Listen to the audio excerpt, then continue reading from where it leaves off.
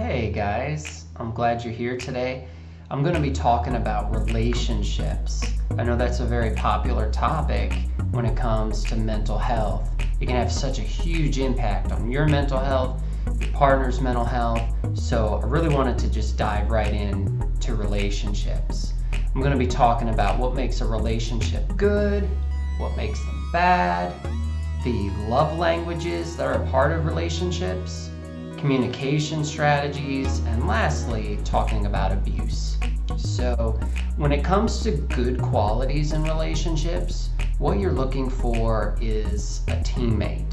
So really, you should feel like you're on the same team, you're supporting one another, you feel like that person has your best interests at heart.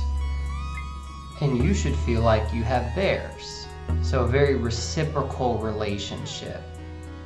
We don't want to get into a situation where it's one-sided, one person's taking advantage of the other person on a consistent basis, while some normal give and take is fine. The other good qualities are that you're in love with one another. So you think about them and you get excited. You think about how much fun you have when you're together, you enjoy their company, you really feel deeply in love with that person. Now, there is some fluctuation as over the course of a relationship, and sometimes you can even fall out of love, but we'll deal with that at a later time. So let's talk about some of those bad qualities. Sometimes a relationship just isn't going well, and there can be a whole myriad of reasons as to why this is the case. You may have communication breakdowns where you feel like you can't share things with your partner that are intimate to you, that you want to share, just you feel judged, or like they will take advantage of you if you share those things. Maybe they'll make fun of you. Another bad quality would be frequent arguments. Anytime you try to talk or hang out, you find yourselves fighting each other and just not getting along. Turns into a negative experience pretty quickly. Maybe there's a hostile attitude towards one another. It's just not fun, and obviously that's a really bad quality. The next one is not spending quality time together. I know that's one of the love languages, but I believe that that's an essential part of any relationship, is that you spend quality time together. So what does this look like? It's going out on dates, it's cooking meals together, eating together, watching TV together, whatever it is that you and your partner like to do and do together. So you enjoy each other's company and just have a good time. Lastly, sometimes relationships can get one-sided, and that's a really negative quality.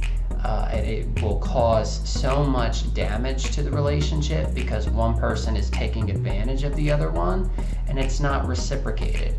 So it becomes more and more uneven, and the person who's being taken advantage of feels that, and then they start to have that resentment grow.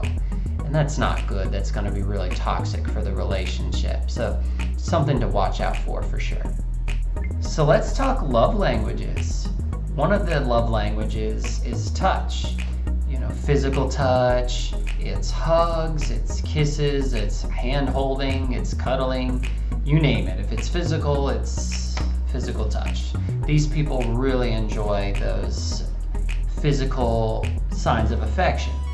Another love language is praise. So these are more word-based people. They want to hear how nice they look, or how smart they are, or how well they're doing. All positive things that they want to hear in order to feel the love from their partners. Then there's gifts, people who enjoy receiving gifts because it makes them feel loved. Whether it's a handwritten note, it doesn't have to be expensive or lavish, it's just to let them know that you're thinking of them. That's the crux of it. Then there's acts of service.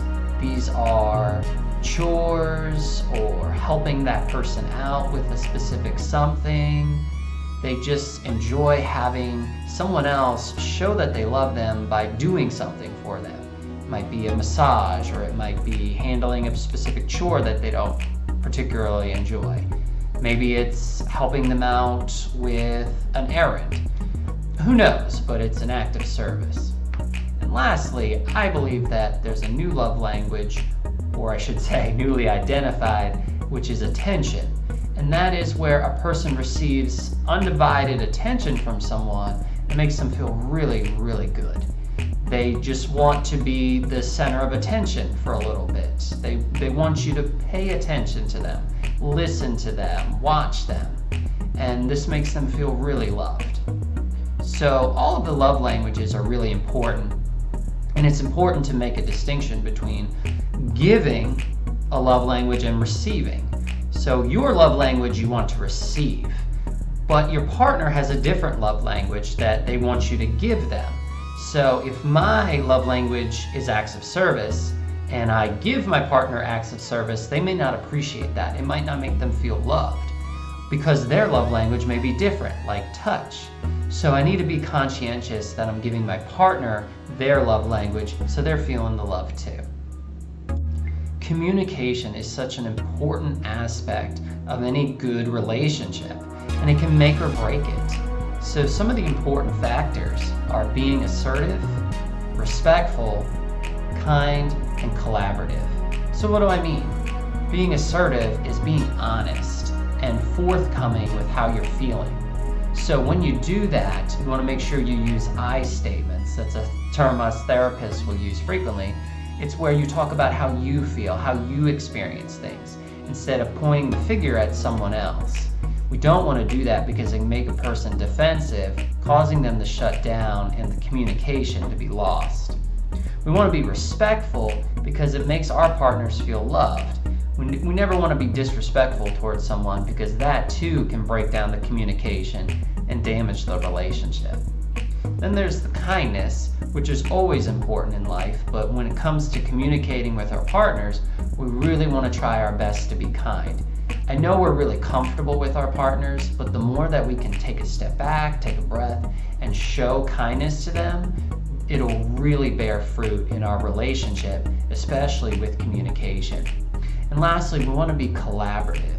What I mean is, think about at work, if there's a problem, you don't start pointing fingers at each other and blaming each other and getting all emotional. You come together as a team, discuss the problem, and strategize how you're going to solve it. The very same truth is within good relationships. You want to strategize, collaborate, because remember, you're on the same team. Good teammates help each other rather than point the finger and just hurt one another. Lastly, let's talk about abuse and how it can be so destructive to any relationship where it occurs. The four most common types of abuse are physical, verbal, emotional, and sexual. Sexual and physical abuse are self-explanatory, and they're horrible when they occur. And if you ever find yourself in a relationship where that is going on, get out as soon as possible. Your safety's paramount. And make sure you communicate to that person that they should get help for their physical or sexual abuse. Now, the next two are a little less observable, and they're not taken as seriously as they should by society at large, like the legal system or amongst friends and family. Verbal abuse is where someone raises their voice, yells to intimidate another person. They might make threats. They might scream at you and just use the power of their voice to harm you. Lastly, there's emotional abuse. Now, this one is really tricky because it can beat a person down to the point where they just stay in a really miserable relationship. I'm going to make a whole video about abuse because I feel like this video will not do it justice. But emotional abuse is so complex that it's where a person beats another person down in an attempt to control them. So if you ever find yourself in a situation where somebody's putting you down, calling you names, trying to make you feel small, again, get out as soon as possible, get safe, and tell that person that it's not okay to treat you that way and that they should get some help so they stop doing that, especially if they want a hope of a relationship with you. I hope that you have the respect for yourself to not allow abuse to happen. I also understand that it's not so easy to just get up and go from any relationship. but make it a goal for yourself. And if you struggle with that, there are therapy options for you. You're not alone. You also can get a good support system to have your back. So thank you guys so much for joining me today. It was great getting to talk to you about relationships. I hope you got something good from this video.